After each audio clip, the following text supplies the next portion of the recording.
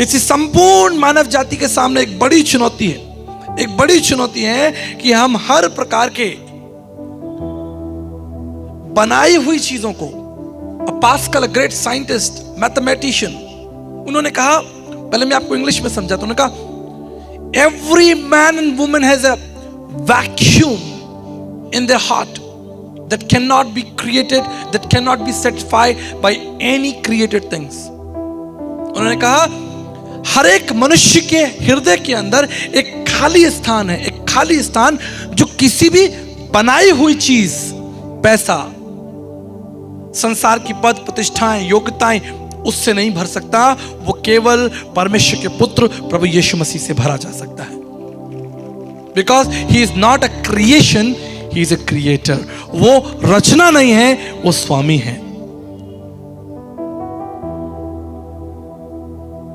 इसलिए उस दिन जब प्रभु यीशु मसीह जक्कई के घर गए, और क्या लिखा है, वचन कहता है आज यहां पर उद्धार आया है। Today this person got the purpose of his life. आज इस मनुष्य के जीवन में उसको उसका उद्देश्य मिल गया। यीशु मसीह आपको इस संसार में ईसाई बनाने नहीं आए थे। मैं आपको साफ साफ बताना चाहता हूं, प्रभु यीशु मसीह इस संसार में एक ईसाई धर्म की स्थापना करने के लिए नहीं आए थे। वो इस संसार में इसलिए आए थे ताकि खोया हुआ वापस दिया जा सके, भटका हुआ वापस लौटाया जा सके, और टूटा हुआ वापस से जोड़ा जा सके। ये रहस्य है, इसे केवल बुद्धिमान व्यक्ति समझ सकता है। जो सत्य का प्रेमी हो वही इसको जान सकता है।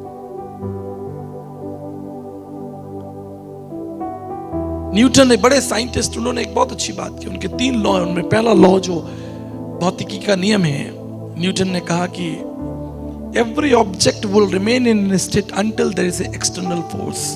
अर्थात जो वस्तु जहां पर रखी है वो युगों तक वहीं रखी रहेगी जब तक कोई उसको हिलाए नहीं। जैसे कल्पना कीजिए कि आप अपने घर में, अपने कमरे के अंदर एक कुर्सी रख दें और 2 साल बाद आप लौटें, ताला लगाकर घर से चले जाएं, और 2 साल बाद आप जब लौटेंगे तो आप पाएंगे कि वो कुर्सी वहीं पर रखी है,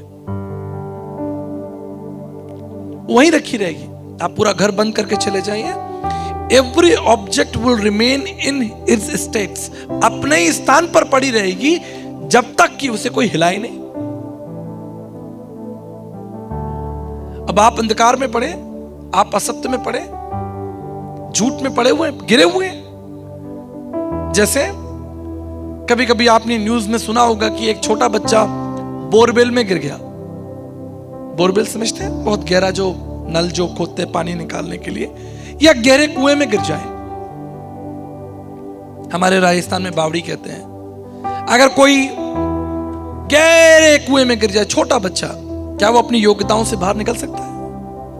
वो कितना भी हाथ पैर मारे, वो नहीं निकल सकता। आप अंधकार में हैं, असत्य में हैं। इसलिए तो भारतीय ऋषियों ने प्रार्थना की थी, अस्तुमा सद्गमे तमसोमा ज्योतिर्गमे मृत्युमा अमृतगमे। अगर आप स्वयं असत्य से निकल सकते तो आपने प्रार्थना क्यों की? भारतीय दर्शन शास्त्री प्रार्थना कर रहे हैं। वृद्ध आरण्य का उपनिषद 1:3-27 में लिखा है, अस्तोमा सद्गम, हे प्रभु हमें असत्य से निकालकर सत्य में ले चले। तो अगर स्वयं आप असत्य से निकल सकते थे तो आप निकल जाते, फिर प्रार्थना का कोई औचित्य नहीं, कोई प्रभाव नहीं, कोई मतलब नहीं। तमसोमा ज्योतिर्गमय, तमस का माने अंधकार, अंधकार से प्रकाश की ओर। हे प्रभु आप हमें अंधकार से प्रकाश की ओर ले चलें, प्रार्थना कर रहे हैं। अगर आप स्वयं अंधकार से निकलने की शक्ति, ऊर्जा रखते हैं तो प्रार्थना का कोई औचित्य नहीं, कोई स्थान नहीं। मृत्युमा अमृतगमे, हे प्रभु हमें मृत्यु से निकालकर शाश्वत जीवन में लेकर चले। प्रभु ने क्या कहा? प्रभु ने ठीक प्रार्थना का उत्तर दिया। उसने कहा, मार्ग, सत्य और जीवन मैं ही हूं। ठीक प्रार्थना का उत्तर। ये प्रभु हमें असत्य से सत्य की ओर ले चले। यीशु ने कहा, सत्य मैं हूं। अंधकार से ज्योति की ओर ले चले। यीशु मसीह ने कहा, जगत की ज्योति मैं हूं। मृत्युमा अमृत गमे, हमें मृत्यु से शाश्वत जीवन की ओर ले चले। प्रभु ने कहा मैं ही पुनरुत्थान और जीवन हूं। क्यों आए थे प्रभु इस संसार में? जो मनुष्य से नहीं हो सकता वो परमेश्वर से हो सकता है। इसलिए नील आर्मस्ट्रांग जब चांद पर गए और जब वापस लौटे, हजारों लोग नील आर्मस्ट्रांग से मिलने के लिए आए। पहला व्यक्ति जो चांद पर गया था, लोगों ने उससे सवाल किया कि नील, तुम संसार के पहले व्यक्ति हो, चांद पर चले हो, तुम्हें कैसा लगा? अब जानते नील आर्मस्ट्रांग ने क्या जवाब दिया? उसने कहा कि मनुष्य चांद पर पहुंच गया, कोई बड़ी बात नहीं। बड़ी बात यह कि जिसने चांद को बनाया था वो इस संसार में चला था। हम पहले यीशु की बात करेंगे।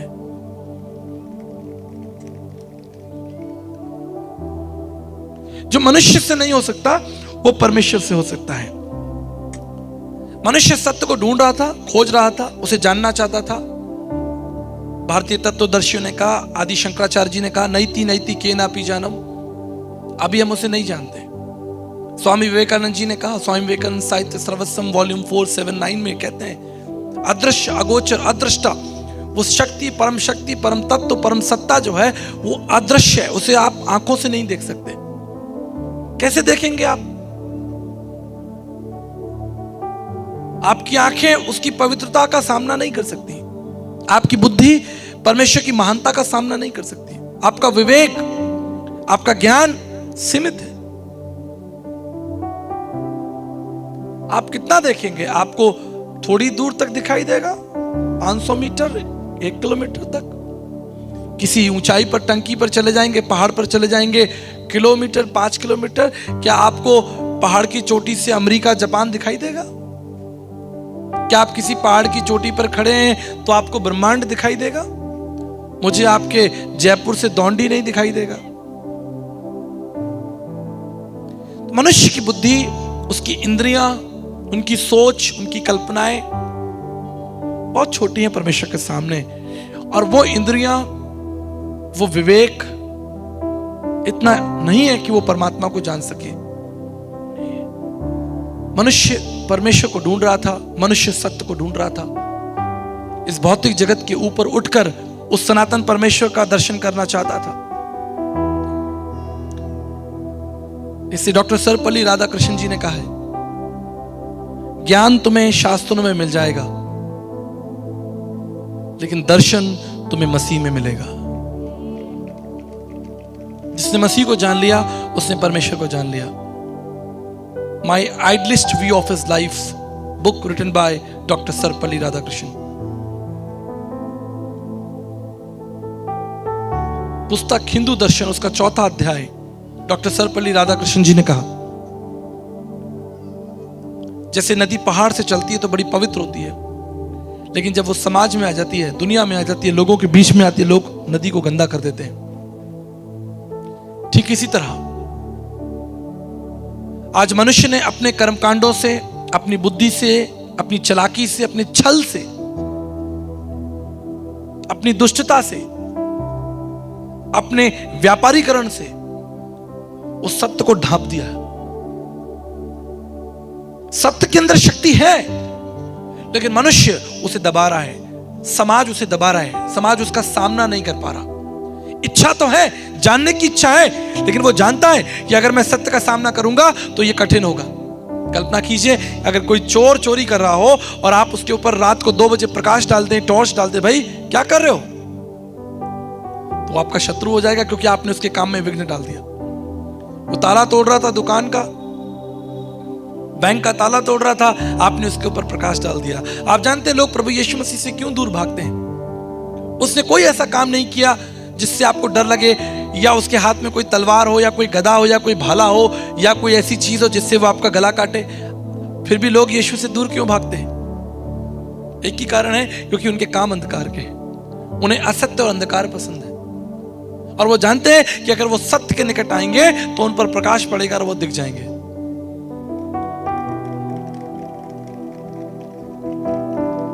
आसान नहीं है। बहुतों ने सुना, लेकिन थोड़ों ने उसे जाना, और उससे भी कम लोगों ने उसे ग्रहण किया। इसलिए निमंत्रण समस्त जगत को दिया जाता है कि तुम आओ, उस सत्य को सुनो, उसे जानो, उसे ग्रहण करो, उसमें अटल हो जाओ और फिर उसको बांटो। मेरे प्रियो, याद रखिएगा, आपकी योग्यताएं, आपका सामर्थ्य, आपका घमंड, चाहे वो घमंड पैसे का हो या शक्ति का हो या ज्ञान का हो या आपकी सुंदरता का हो, एक दिन सब कुछ नष्ट हो जाएगा और आप अकेले बैठे होंगे। इसका एक बहुत बड़ा उदाहरण माइकल जैक्सन है। अपने समय में सबसे ज्यादा चर्चित व्यक्ति Michael Jackson in his time, अपने समय में। उस समय इंटरनेट पर या कहें कि लोगों के बीच में सबसे चर्चा का विषय माइकल जैक्सन था। अखबारों में उसकी, प्रत्येक दिन अखबारों में उसकी फोटो छपती थी। पिछले दिनों में अमेरिका में था और कई देशों में मैं गया हूं, तो मैं कई होटल्स में जब मैं वहां गया तो वहां पर माइकल जैक्सन की फोटो लगी थी। तो मैंने मैनेजर से, वहां के स्टाफ से पूछा, क्या माइकल जैक्सन इस होटल में आ चुके हैं? उन्होंने कहा, सर बिल्कुल, he stayed in a hotel, हमारे होटल में वो रहे। देखिए ये फोटो हमारे होटल की है। दुनिया के बड़े बड़े होटल्स के अंदर, विश्व के अंदर बड़े बड़े होटल्स के अंदर माइकल जैक्सन की फोटो लगा करती थी। ये इट वॉज प्राइड कि वो उस होटल में आए, रुके। होड़ लगती थी लोगों की, भयानक। जिस शहर में उसे जाना हो, जिस देश में उसे जाना हो, हड़कंप मच जाता था। हर होटल के लोग चाहते थे कि वो एक बार हमारे होटल में, सर हम आपसे कोई पैसा नहीं लेंगे, उल्टा आप हमारे होटल में रहेंगे, इसके लिए हम आपको 5 करोड़ देने के लिए तैयार हैं। आप हमारे होटल में आके रहिए, हम सबसे महंगे उपहार आपको देंगे। आप हमारे होटल में आके रहिए, सबसे बड़ी व्यवस्था हम आपके लिए करेंगे, सबसे अधिक सुरक्षा हम आपको देंगे। होड़ लगती थी। इसलिए जानकार कहते हैं कि दुनिया में सबसे ज्यादा उपहार माइकल जैक्सन को दिए गए। अभी कल ही मैं अखबार पढ़ रहा था, कतर जो एक छोटा देश है, उसने अमेरिका के राष्ट्रपति को एक 747, एक बड़ा जहाज देने की प्रस्ताव रखी है कि हम अमेरिका के राष्ट्रपति डोनाल्ड ट्रंप जी को ये बड़ा 747 सबसे बड़ा जहाज, जंबो जेट, सबसे ज्यादा सुरक्षा उसके अंदर होगी, सबसे ज्यादा सुंदरता उसके अंदर होगी, खान पीन की, सुरक्षा की सब बड़ी बड़ी जिम्मेदारियां। कतर देश अमेरिका के राष्ट्रपति को, डोनाल्ड ट्रंप को उपहार दे रहा है। बात माइकल जैक्सन की हो रही थी। दुनिया में सबसे ज्यादा उपहार पाने वाला व्यक्ति माइकल जैक्सन। लेकिन आज वो कहां है? इससे कोई फर्क नहीं पड़ता आप कितने धनवान हैं, कितने योग्य हैं, कितने प्रतिभाशाली हैं, आपका मूल्य परमेश्वर की दृष्टि में क्या है, यह सबसे महत्वपूर्ण है। समाज, लोग, संगठन, देश आपको कौन से उपहार देता है? मैं स्वीडन में था और नोबेल पुरस्कार, अगर आपको याद हो, अल्फ्रेड नोबेल, जिसके नाम से ये उपहार विश्व के गिने चुने लोगों को दिए जाते हैं। अल्फ्रेड नोबेल एक केमिस्ट्री का बहुत बड़ा जानकार था, जिसने डायनामाइट बनाया। उस समय इस डायनामाइट की बहुत आवश्यकता थी, क्योंकि बड़े बड़े पहाड़ों को तोड़कर उसमें से रास्ता निकालना जरूरी था, क्योंकि अगर आप एक पहाड़ का चक्कर लगाकर जा रहे हैं तो सुबह से शाम हो जाती है। लेकिन वहीं अगर उस पहाड़ के अंदर एक सीधी सुरंग है तो आप उस मार्ग को 5 मिनट में या 10 मिनट में पूरा कर सकते हैं। इसलिए अल्फ्रेड नोबेल ने अपनी पूरी शक्ति डायनामाइट के निर्माण में लगा दी, जिसके द्वारा बड़े विस्फोट करके पहाड़ों को छेद कर उसमें सुरंग बनाने की प्रस्तुति मिली। लेकिन आगे चलकर क्या हुआ? आगे चलकर इसी डायनामाइट का इस्तेमाल वर्ल्ड वॉर में हुआ। विश्व युद्ध के अंदर डायनामाइट का इस्तेमाल हुआ। हजारों लाखों लोग एक डायनामाइट से एक बार में मर जाते, सैकड़ों लोगों की मृत्यु हो जाती। जब अल्फ्रेड नोबल ने इस बात को देखा कि मेरा आविष्कार जिसे मैंने जनहित के लिए बनाया था, समाज के कल्याण के लिए बनाया था, समाज की आवश्यकता के लिए बनाया था, आज उसका इस्तेमाल हजारों की मृत्यु के लिए हो रहा है। आप जानते हो उसने क्या किया? उसने अपनी सारी दौलत बेच दी, सारा उसका जितना अंपायर था सब कुछ बेच के उसने पूरी क्षमता, पूरी ताकत लगा दी और एक संस्था का निर्माण किया जो कि विश्व में सबसे अच्छा काम करने वाले, शांति का काम करने वाले लोगों को शांति पुरस्कार दी जाएगी, जिसे नोबेल पुरस्कार किया जाता है। संसार में जो सबसे अच्छा काम करेगा उसे नोबेल पुरस्कार दिया जाए। मैं फ्लाइट में यात्रा कर रहा था हैदराबाद कई सालों पहले। एक वैज्ञानिक मेरे पास में, साइंटिस्ट मेरे पास में बैठा था और उसने एक बड़ा अटपटा सवाल मुझसे पूछा। उसने कहा, Why do you believe in God when the science has disproved? विज्ञान ने परमेश्वर को नकार दिया है, विज्ञान ने परमेश्वर को खत्म कर दिया है और आप बात कर रहे हैं एक परमेश्वर की उपस्थिति की। अगर परमेश्वर है तो इस संसार में इतने गलत दिशा क्यों है? Why there is homosexuality, समलैंगिकता, why there is wrong business practices, लोग गलत तरीके से व्यापार कर रहे हैं, इतना कुछ बुरा, so much evil in this world, false witness, गलत गवाहियां, प्राइड, अभिमान, युद्ध। Where is God? परमेश्वर कहां है? Science has proved that there is no God. मैंने उसकी आंखों में आकर डालकर देखा और कहा, Which science says is historical or observational science? कौन से विज्ञान ने सिद्ध कर दिया है कि परमेश्वर नहीं है? Is it political science or is it home science or it is chemistry, observational science, automobiles or computer science? Which science has proved that there is no God? और वो थोड़े समय के लिए शांत हो गया। और तब मैंने इसी लक्ष्य से बात की कि जब परमेश्वर ने मनुष्य का निर्माण किया था, मनुष्य पवित्र था, उसके अंदर सत्य था, उसके अंदर परमेश्वर का प्रकाशन था, उसके अंदर ईमानदारी थी, उसके अंदर एक धर्म था, एक न्याय था। लेकिन पाप के कारण इस संसार ने अपनी दिशा खो दी। इस डायनामाइट के समान, डायनामाइट का आविष्कार किया गया था एक हित के लिए, ताकि पहाड़ों को तोड़कर सुरंग बना दी जाए। लेकिन आज डायनामाइट का इस्तेमाल हो रहा है कि हजारों लोगों की मृत्यु का कारण हो। मनुष्य को बनाकर परमेश्वर की यह योजना नहीं थी कि आप संसार के पाप में गिर जाएं, बुराइयों में गिर जाएं, मक्कारी में गिर जाएं, दुष्टता में गिर जाएं, घमंड में गिर जाएं और आप अपने जीवन का सबसे सुंदर लक्ष्य खो दें और एक दिन मर जाएं। यह परमेश्वर की योजना नहीं हो सकती। मेरे प्रियो, याद रखिएगा, if you carry a dry fish in your pocket, a cat will follow you. अगर आप एक सूखी मछली लेकर बाजार में घूमेंगे तो संभव है कि एक बिल्ली आपके पीछे आएगी। अगर असत्य आपके जीवन में है,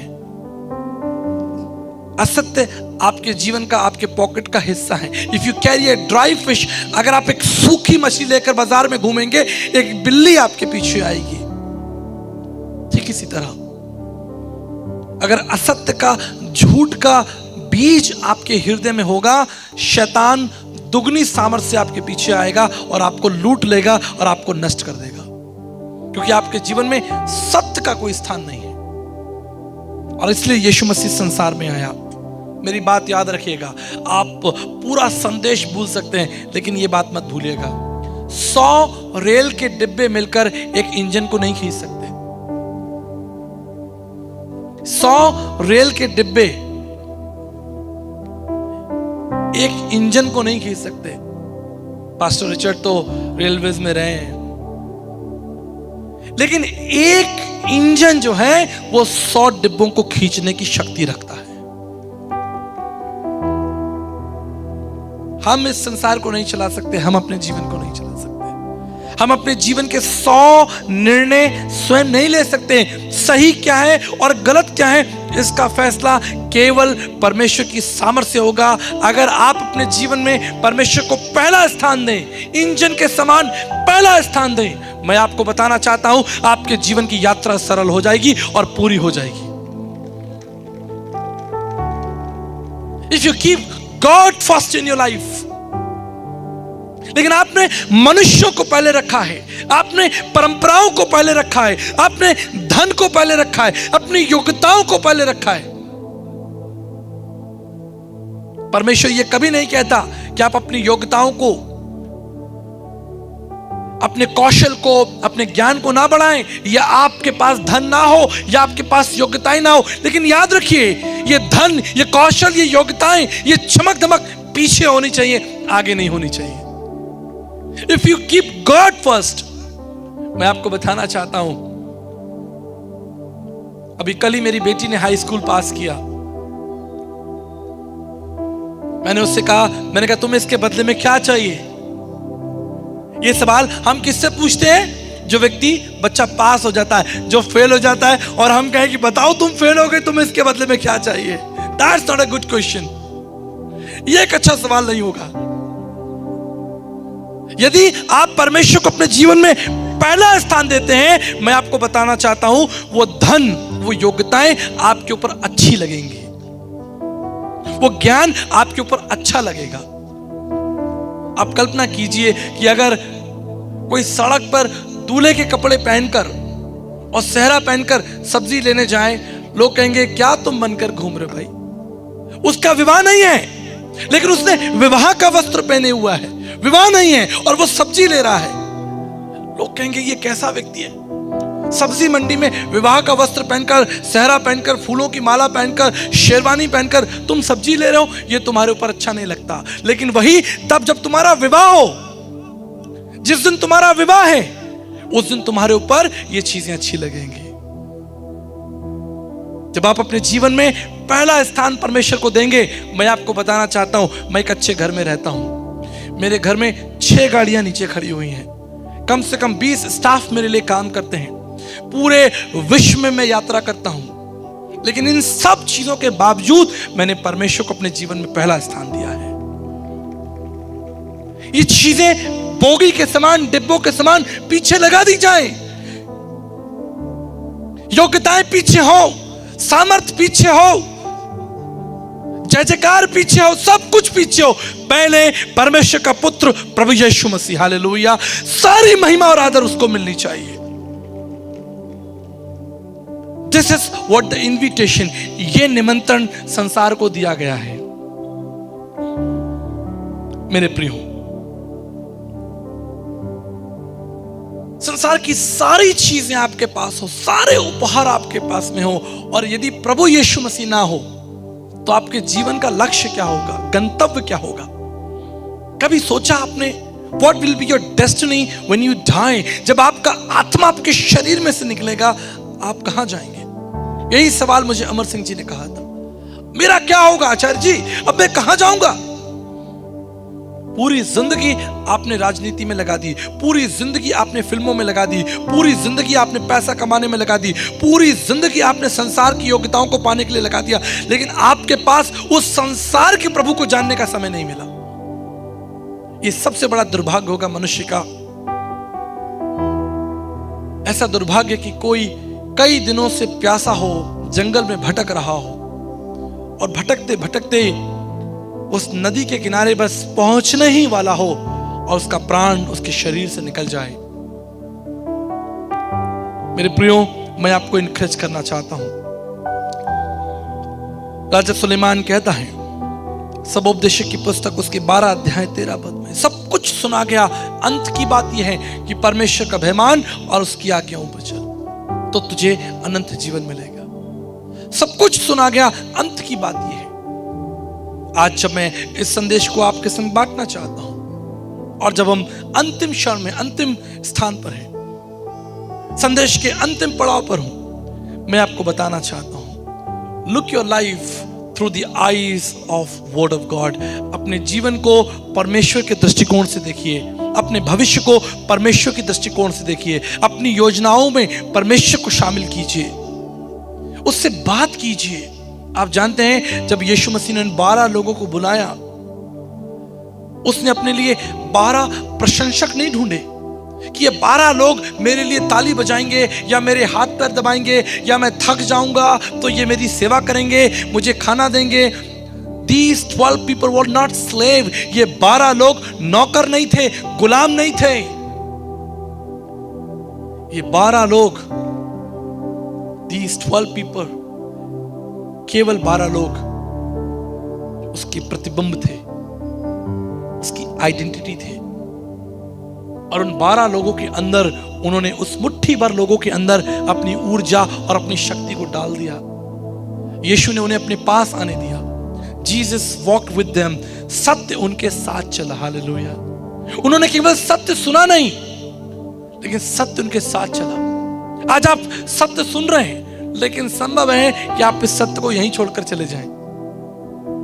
लेकिन इनविटेशन यह है, निमंत्रण यह है कि आप उस सत्य को अपने साथ अपने घर लेकर जाएं, अपने जीवन का पहला स्थान दें, और तब आप अपने जीवन में परमेश्वर की सामर्थ को देखेंगे। आप देखेंगे, you know why some people are so sad. आज बहुत से लोग चिड़चिड़े हैं, बहुत से लोग अकेले हैं, आरोप लगाने वाले, गुस्सा करने वाले, दूसरों का काम खराब करने वाले। आप जानते क्यों? क्योंकि उन्होंने संसार की बातों पर मन लगाया है। वहीं दूसरी तरफ कुछ लोग हैं जो ऊंचाइयों पर उड़ रहे हैं। आप जानते क्यों? क्योंकि उन्होंने परमेश्वर पर दृष्टि की है। जब आप संसार को देखेंगे, मैं आपको एक बात बताना चाहता हूं, एक अद्भुत बात बताना चाहता हूं, और फिर आपके लिए प्रार्थना भी करना चाहता हूं। A pig cannot look to the sky. एक सूअर कभी आसमान को नहीं देख सकता, वो कभी उठाकर आसमान को नहीं देख सकता। लेकिन आप जानते हैं, वहीं एक ईगल आसमान में उड़ने के लिए बनाया गया है। That is the difference. जब आप परमेश्वर को देखना बंद कर देते हैं, आपका जीवन संसार में खत्म हो जाता है, नष्ट हो जाता है, लोग आपको नष्ट कर देते हैं। लेकिन आप सारे बंधनों को तोड़कर जब पहला स्थान परमेश्वर को देते हैं, जब आप उसकी आराधना करते हैं, जब आप घुटनों पर आते हैं, जब आप प्रार्थना करते हैं, जब आप उस सत्य के साथ चलने में रुचि रखते हैं, उसको स्वीकार कर लेते हैं, वो सत्य आपके जीवन में टुकड़े टुकड़े करता है उन योजनाओं को जो आपने अपने लिए बनाई थी, और तब सत्य अपनी योजनाओं को आप में रोप देता है। ये डिफरेंस है। मेरी बहुत सी योजनाएं थी जिसे परमेश्वर ने कामयाब नहीं होने दिया। आप जानते क्यों? क्योंकि परमेश्वर के पास मेरे लिए योजना थी। पवित्र शास्त्र बाइबल हमें सिखाती, यिर्मयाह 29:11 में लिखा है, मेरे पास तेरे लिए योजना है और उन योजनाओं में तुम्हारे लिए जीवन है, लाभ है, उन्नति है। I have a plan for you। मेरे प्रियो, आज जब आप इस सभा में आए हैं, मैं आपको इनकरेज करना चाहता हूं, संसार की चीजों पर ध्यान मत दें, परंतु संसार के राजा पर ध्यान दें। एक अंतिम बात बताकर मैं आपके लिए प्रार्थना करूंगा। आपने क्रूस को देखा है, क्रॉस, लकड़ी का क्रूस।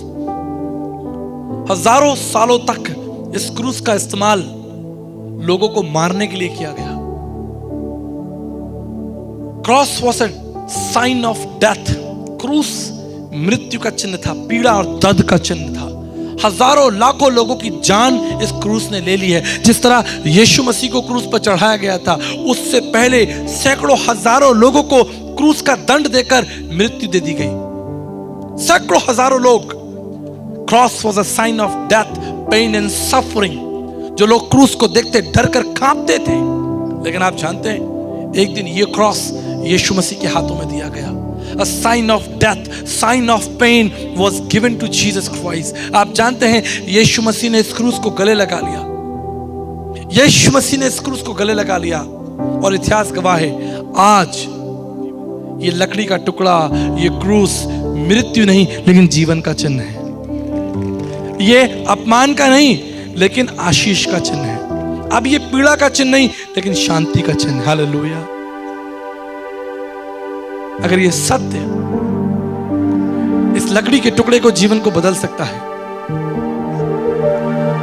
इस लकड़ी के इतिहास का बदल सकता है, जीवन को बदल सकता है। It's very typical. 1000 साल पुराने इतिहास को, खून से सना हुआ इतिहास। इसलिए प्रभु ने कहा है कि तुम्हारा जीवन चाहे खून से सना हुआ, उस लाल, तुम्हारे पाप खून के लाल रंग के समान क्यों ना हो, मैं उसे हिम के समान श्वेत कर दूंगा। और ये केवल पाप के लिए नहीं है, उसने हमारे पाप क्षमा किए, लेकिन हमारी बुद्धि को भी नया कर देगा, हमारे जीवन को भी नया कर देगा, हमारे आनंद को नया कर देगा, हमारी योजनाओं को नया कर देगा। इसलिए ये निमंत्रण आपको दिया गया है। परमेश्वर का वचन, पवित्र शास्त्र बाइबल कहती है, ये सब परिश्रम करने वालों और बोझ से दबे लोगों, ये बोझ एक आलू की बोरी नहीं है, ये बोझ कोई गेहूं की बोरी नहीं है जिससे आप ले जा रहे हैं। ये बोझ एक थकान है, एक चिंता है, एक भय है।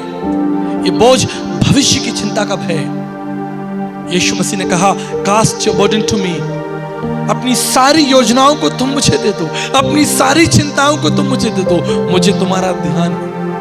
मेरे प्रियो, अगर ये यीशु मसीह लकड़ी के जीवन को बदल सकता है तो वो आपके जीवन को क्यों नहीं बदलेगा? बस आपको करना क्या है? आपको संसार से नजर हटाकर संसार के विधाता की ओर देखना है। आपको सोना चांदी, हीरे मोती, संसार की योग्यताएं, धन प्रतिष्ठा, मान सम्मान, मुझे सम्मान नहीं मिला, मुझे इज्जत नहीं मिली। आप मनुष्यों के हाथ से इज्जत लेना चाहते हैं? Are you serious? परमेश्वर के महान दास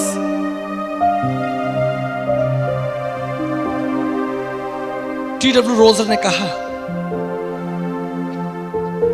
चार्ल्स स्पर्जन ने कहा कि मैं मनुष्यों के हाथ से प्रशंसा नहीं ले सकता, मैं इस संसार में सेलिब्रेट नहीं कर सकता जिस संसार में मेरे प्रभु के आंसू बहे हो, जिस संसार में मेरे प्रभु का रक्त बहा हो। I don't want to celebrate in this world because this world killed my God. I will truly celebrate when I see Jesus in heaven. मैं वास्तविक रूप से तब आनंदित होऊंगा जब मैं स्वर्ग जाऊंगा। मनुष्यों ने आपको प्रशंसा नहीं दी, मनुष्यों ने आपका स्वागत नहीं किया, आपको पहली रो में नहीं बैठाया, आपको एक फूल गुलदस्ता नहीं दिया, आपका नाम नहीं छापा गया, आपकी कुर्सी पर जो दान आपने दिया है उस पर आपका नाम नहीं लिखा। क्या आप मनुष्यों से प्रशंसा पाना चाहते हैं? वो मनुष्य जो एक दिन न्याय के लिए परमेश्वर के सामने खड़े होंगे। हमें नहीं पता जिस मनुष्य से आप फूल का गुलदस्ता ले रहे हैं, मालाएं ले रहे हैं, जय जयकार ले रहे हैं, क्या वो स्वर्ग के राज्य का भागी होगा? हमें नहीं मालूम। Look to Jesus. That's why he said, follow me because I am the truth. मेरे पीछे आओ क्योंकि मैं सत्य हूँ।